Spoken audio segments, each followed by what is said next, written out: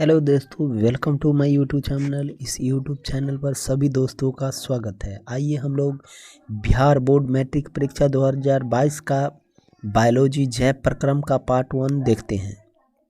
मैं अनिल कुमार आप लोगों का इस यूट्यूब चैनल पर स्वागत करता हूं। देखिए, ये मेरा व्हाट्सअप नंबर है। इस व्हाट्सअप नंबर पर आप लोग इस क्लास का या आगे क्लास का पीडीएफ पाने के लिए ये मेरा व्हाट्सअप नंबर है। इस व्हाट्सअप नंबर पर आप लोग ही लिख दीजिएगा तो आप लोगों को व्हाट्सअप ग्रुप में जोड़ देंगे। चलिए देखते हैं पार्ट 1 क्या है टॉपिक। पौधा में पोषण, nutrition in plant. Nutrition in plant, पौधा में पोषण। पहला टॉपिक है प्रकाश संश्लेषण। क्या है? प्रकाश संश्लेषण। पहला टॉपिक है प्रकाश संश्लेषण। फोटोसिंथेसिस। इसमें फोटो का अर्थ होता है लाइट यानी प्रकाश, इसका हिंदी हो गया प्रकाश। प्रकाश।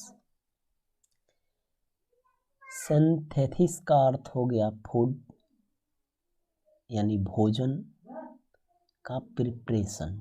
क्या हो गया?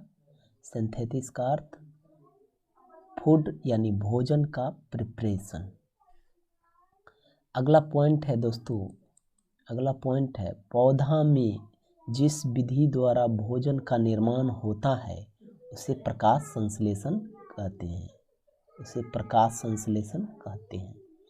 अगला पॉइंट है इस विधि में पौधा के पत्तियों में उपस्थित क्लोरोफिल सूर्य के प्रकाश से ऊर्जा अवशोषित कर जल और CO2 की सहायता से ग्लूकोज के रूप में अपना भोजन बनाते हैं।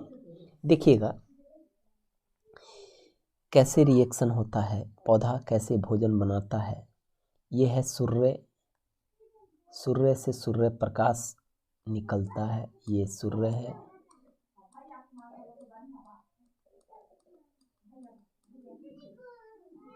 ये सन है, सन।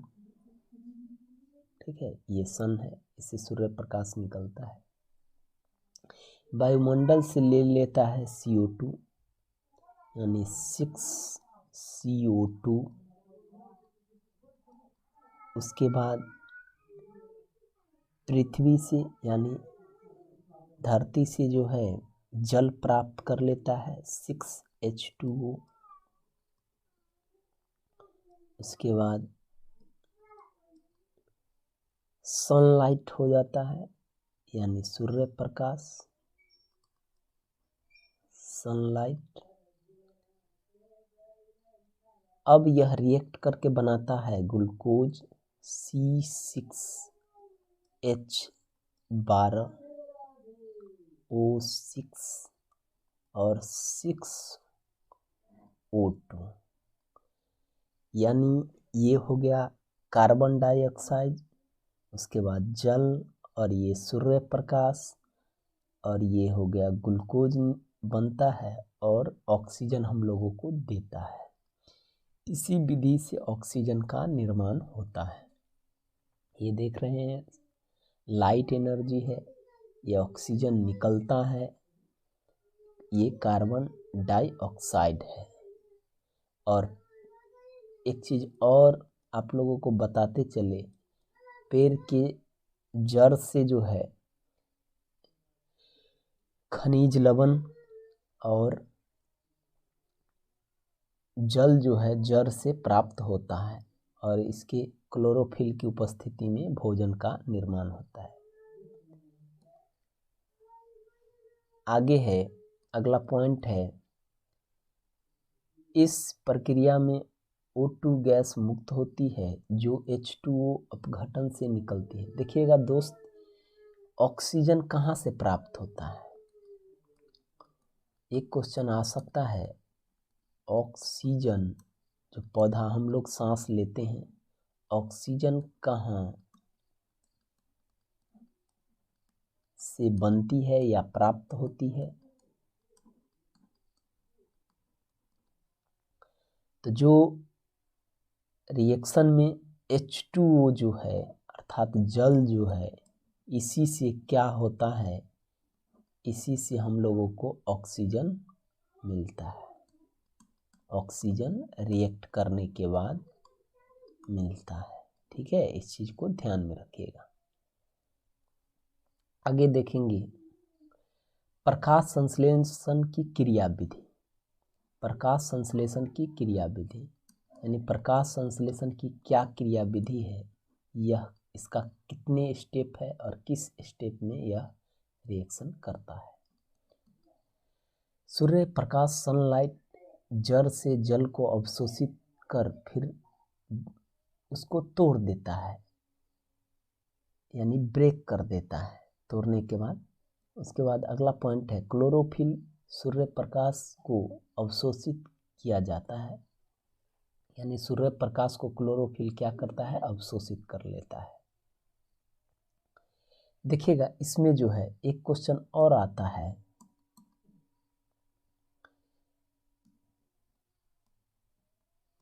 प्रकाश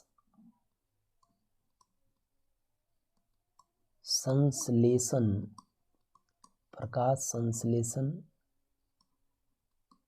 के लिए कच्ची सामग्री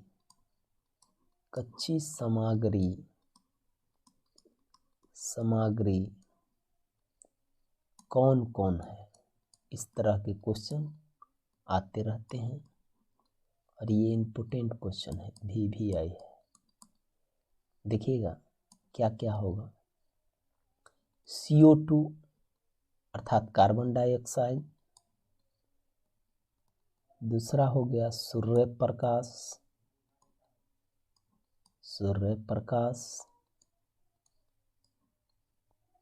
तीसरा हो गया खनिज लवण,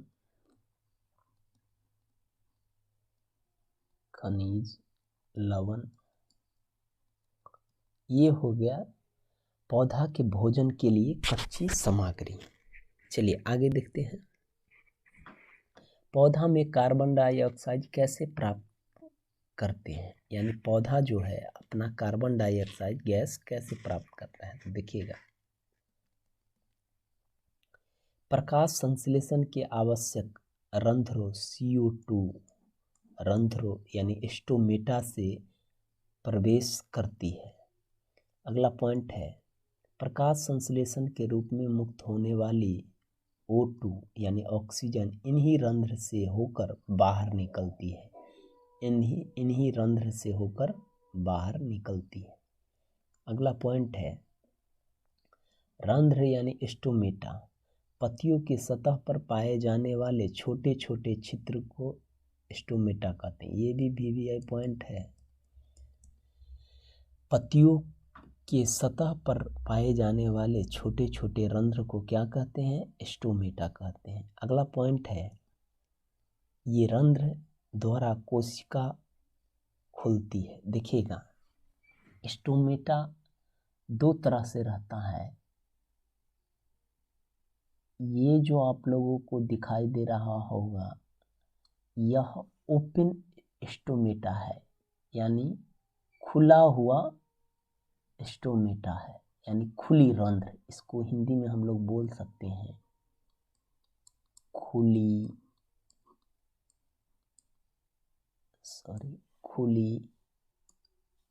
रंध्र, इसको हम लोग बोल सकते हैं।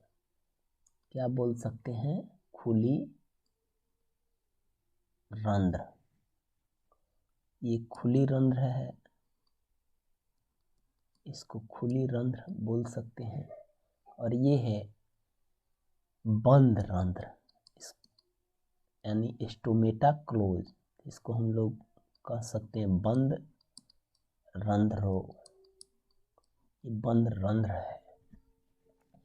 देखिए यहाँ पर लिखा हुआ भी है, ये जो आप लोगों को दिखाई होगा छोटा सा पीला रंग, ये है न्यूक्लियस। ये है जो आप लोगों को दिखाई देता होगा ये है ग्रांड सेल, जो इस तरह से कई सारा चीज है। चलिए आगे हम लोग देखते हैं, आगे देखेंगे।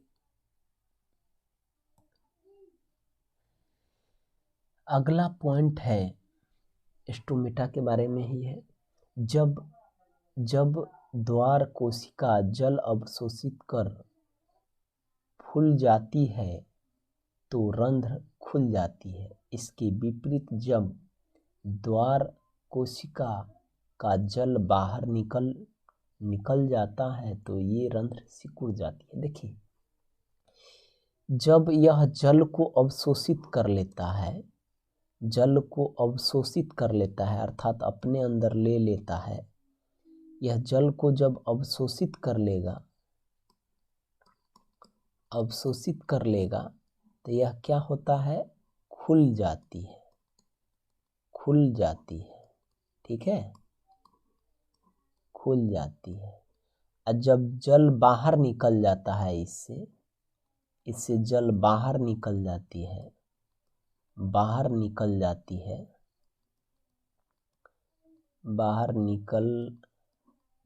है, तो क्या होता है, यह बंद हो जाती है।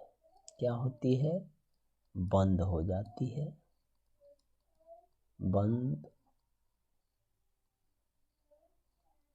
बंद होती है, ठीक है। चलिए आगे हम लोग देखेंगे। अगला है प्रकाश संश्लेषण के लिए आवश्यक घटक। देखिए दोस्तों, इससे पहले आप लोगों को हम लेकर के बता दिए थे प्रकाश संश्लेषण के लिए कच्ची सामग्री, वही चीज़ के बारे में आगे जानकारी है। प्रकाश संश्लेषण के लिए आवश्यक घटक वही हुआ, आपसे इस तरह के क्वेश्चन पूछ सकता है। तो पहला पॉइंट है क्लोरोफिल, कार्बन डाइऑक्साइड, जल और सूर्य प्रकाश। एक चीज़ और इसमें छूट गया है, खनिज लवण,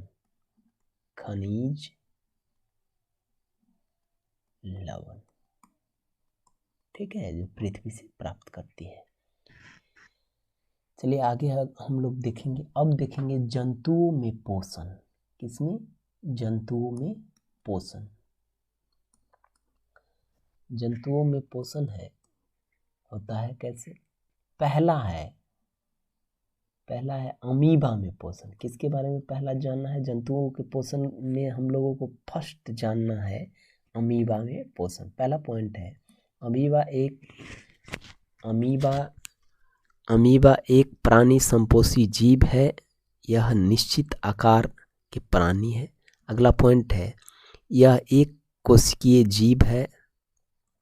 अगला पॉइंट है अमीबा अपना भोजन शैवाल छोटे छोटे टुकड़े में करते हैं।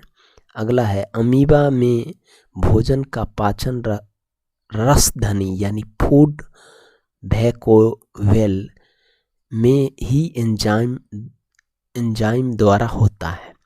यह जो है अमीबा अपना भोजन का पाचन रसधनी एंजाइम द्वारा ही करती है।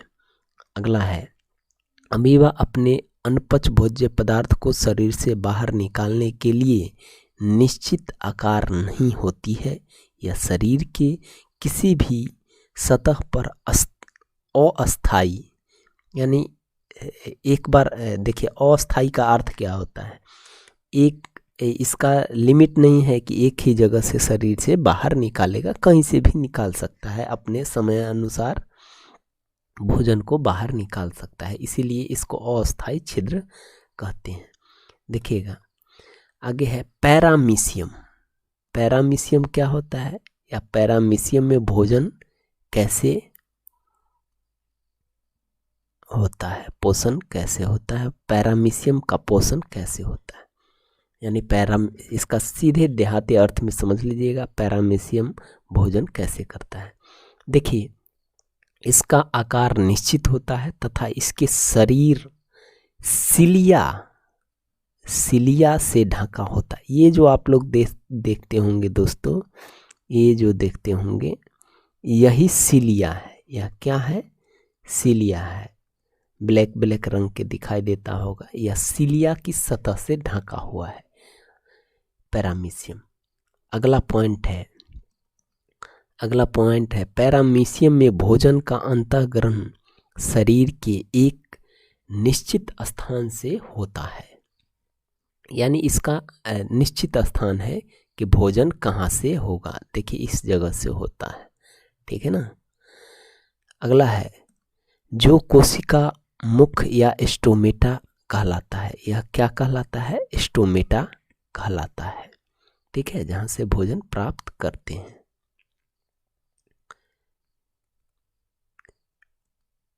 आगे है मनुष्य में पोषण। अब मनुष्य में पोषण कैसे होता है? देखिएगा, मनुष्य का पाचन जो है मुख से ही चालू हो जाता है। जब हम लोग भोजन करते हैं तो मुख से ही पाचन स्टार्ट हो जाता है, एंजाइम के द्वारा, यानी लार ग्रंथि से ही चालू हो जाता है। धीरे धीरे यहाँ स्टोमेटा में जाके भोजन जमा हो जाती है। उसके बाद विभिन्न प्रकार के एंजाइम द्वारा आगे बढ़ती है बड़ी आंत में। उसके बाद छोटी आंत में अंतिम रूप से संपूर्ण पाचन होता है और बाहर निकल जाता है। चलिए आज के लिए इतना ही रखेंगे। मेरा कॉन्टैक्ट नंबर है 9304646541। इसको ज़्यादातर व्हाट्सएप पर ही कांटेक्ट करें। आज की सेशन यहीं समाप्त करते हैं। Thank you very much. इस चैनल को आप लोग लाइक करें, सब्सक्राइब करें।